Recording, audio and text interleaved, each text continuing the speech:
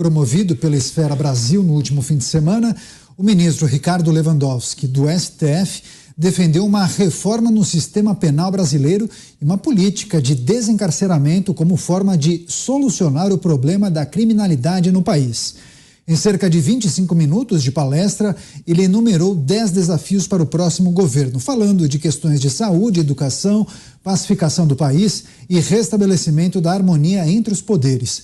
Quanto à segurança pública, o ministro, que chegou ao STF indicado por Lula, declarou, eu vou abrir aspas, temos que combater a criminalidade organizada, temos que combater as milícias. Para isso, temos que fazer uma reforma no sistema penal, fecho aspas.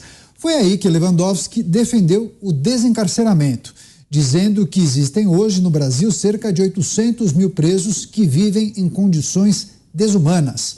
O ministro disse ainda que as prisões brasileiras são masmorras medievais e acrescentou que 40% dos detentos hoje são presos provisórios e que isso deveria mudar.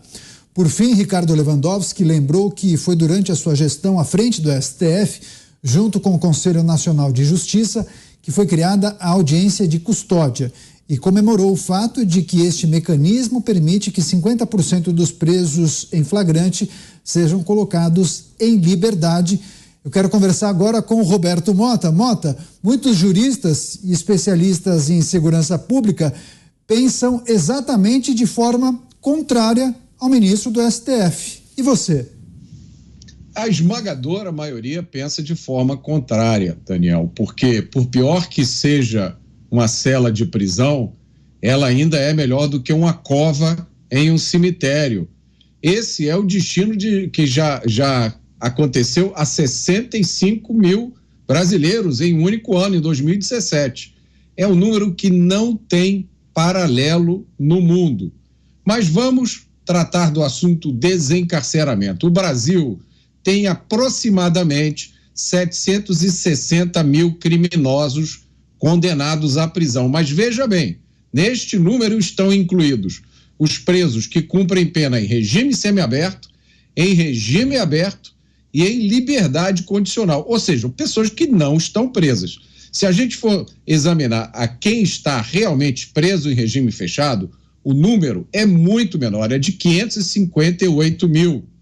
E aí, sabe o que a gente precisa fazer? Examinar o ranking internacional de proporção de presos por país.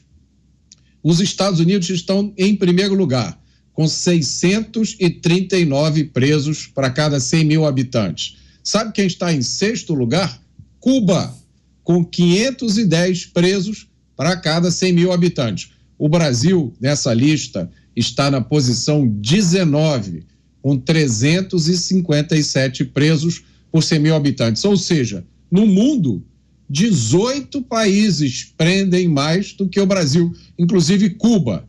Agora, vamos trabalhar com esse número inflado, que é um número errado, mas vamos trabalhar com ele. Se você pegar 760 mil condenados e dividir por 205 milhões de habitantes, você vai ver que apenas 0,38% da população sofreu alguma medida restritiva de liberdade. Parece pouco e é pouco mesmo, porque o Brasil já teve 65 mil homicídios por ano e desses, Daniel, apenas 8% são esclarecidos. O Brasil tem só nas capitais, e o número já é antigo, 2 milhões de assaltos por ano. Dos assaltos, apenas 2% são esclarecidos. Ou seja, em 98% dos assaltos, o criminoso escapa. Então, a gente tem nas ruas do Brasil uma multidão de criminosos livres e impunes. Como é que se pode dizer que um país assim prende muito? Mas tem mais. Dizem que o Brasil tem muitos presos provisórios, né? Nós acabamos de ouvir isso. Não é a realidade. O índice de presos provisórios no Brasil é de 33%. Veja bem, é um número menor que o índice da Suíça, do Canadá, da Bélgica e da Dinamarca. No ranking internacional de presos provisórios, o Brasil está na posição 89. Esse desencarceramento é uma pauta antiga da esquerda. O Brasil não é o país que mais prende no mundo, o Brasil é o país que mais mata no mundo. O Brasil é o paraíso da impunidade. Quem quiser entender um pouco mais sobre esse assunto, com dados, com fatos e com números, eu recomendo o meu livro, A Construção da Maldade. Comprem antes que proíbam.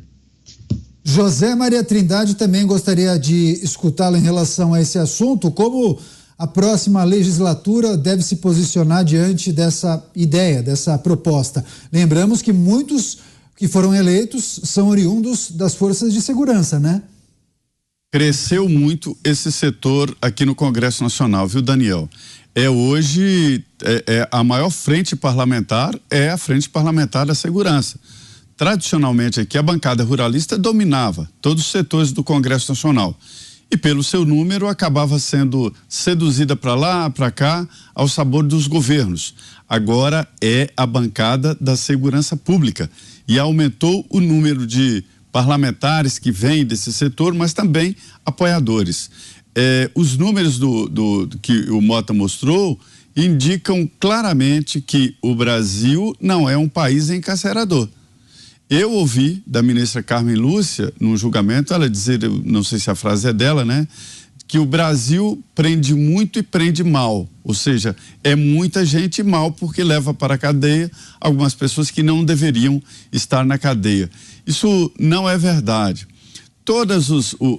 Eu quero partir do pressuposto aqui, e o Fernão falou muito bem sobre essa história de esquerda, direita, isso é uma palavra.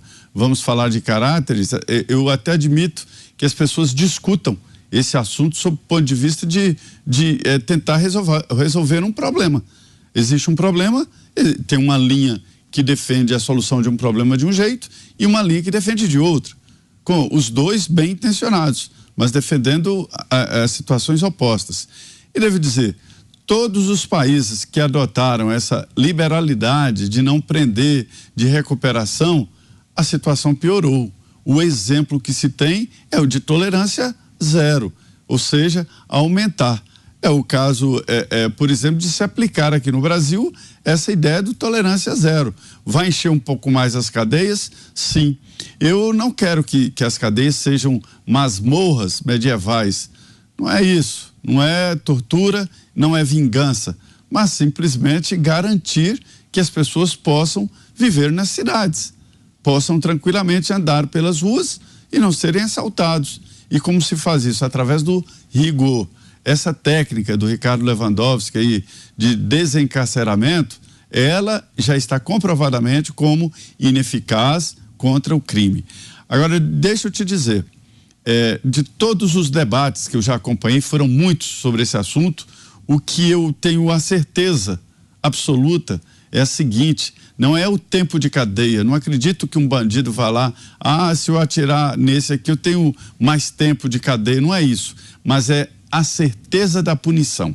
É isso que reduz muito o crime. Quando se tem certeza de que será punido e julgado, né, mesmo que seja uma pena pequena, isso é um desincentivo muito grande para a violência. Então, não dá para liberar, abrir as portas das cadeias e achar que isso pode reduzir a criminalidade no país.